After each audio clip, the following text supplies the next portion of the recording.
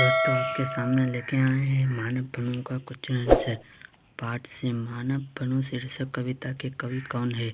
तो उत्तर शिव मंगल सिंह सुमन।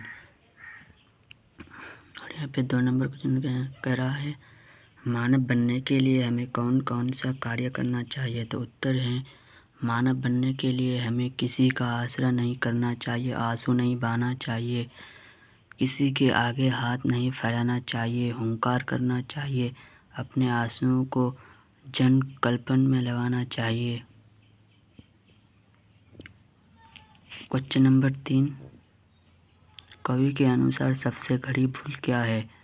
उत्तर मानव का सबसे बड़ी भूल किसी पर आसरा करना अर्थात आशा लगाना। प्रश्न नंबर 4, अर्थ स्फुट कीजिए।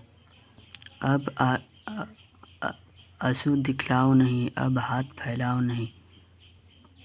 उत्तर किसी के सामने मत रो कि हमें इस चीज़ की कमी है तथा किसी चीज़ के लिए भी हाथ मत फैलाओ। प्रश्न नंबर 4 का ख नंबर, अब हाथ मत अपने मलो, जलना अगर ऐसे जलो, अपने हृदय के भस्म से कर दो धरा को उर्वरा। उत्तर मनुष्य को अपनी भूल पर पछताना नहीं चाहिए, किसी से जलना भी नहीं चाहिए। यदि जलना हो अगर धूप की तरह जलो, ये मानव अपने हृदय भस्म से पृथ्वी को बना दो अर्थात अपने जलन को भी सार्थक कर दो।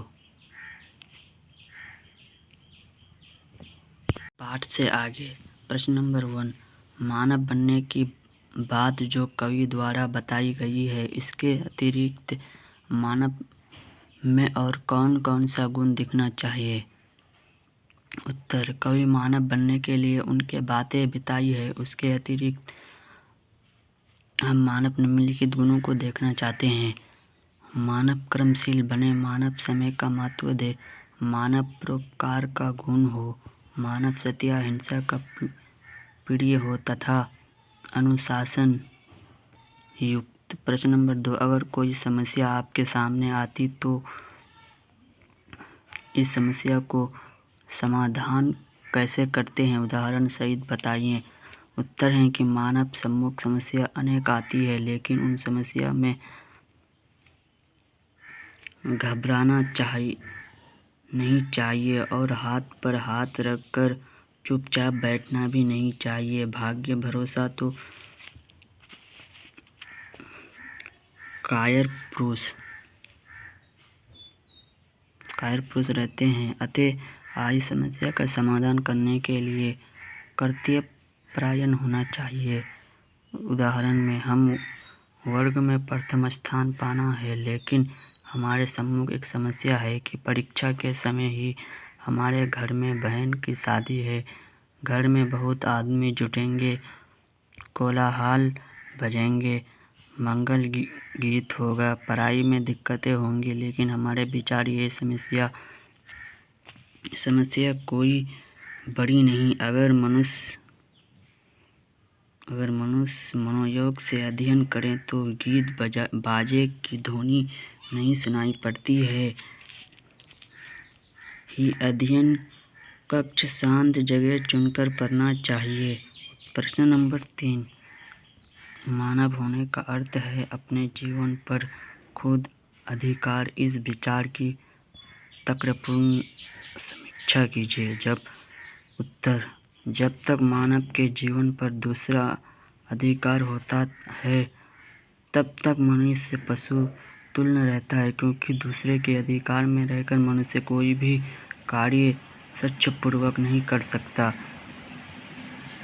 सकता है।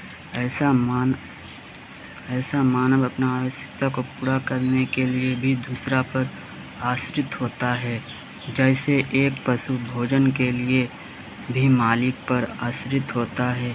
जब तक मनुष्य के जीवन पर स्वयं का अधिकार नहीं होगा, उसमें मानवीय गुण नहीं आएंगे, अर्थात मानव अपनी समस्या का निदान स्वयं कर ले तो वह भी सच्चा मानव कहलाएगा।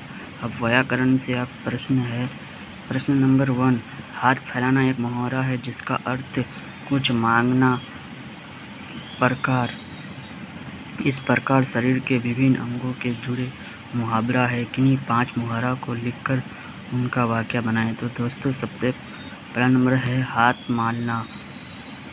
समय गंवाना से हाथ मालना पड़ता है। पाँव फैलाना। नेता लोग जनता के बीच आसानी से अपना पाँव फैला लेते हैं। आँख मारना। लड़कियों भी लड़के पर आँख मारती है। कान देना का मुहावरा, बच्चे शिक्षक के बातों पर कान नहीं देते हैं। हाथ बढ़ाना। आजकल बच्चे भी माता पिता के कामों में हाथ बटाते हैं। प्रश्न नंबर 2 व्याकरण थे। इन शब्दों के विपरीतार्थक शब्द कीजिए। सबसे पहला नंबर फैलाना का होगा समेटना, प्यार का नफरत, मानव का दानव, भूल का याद। आप लोग देख लीजिए, बना लेना अपने।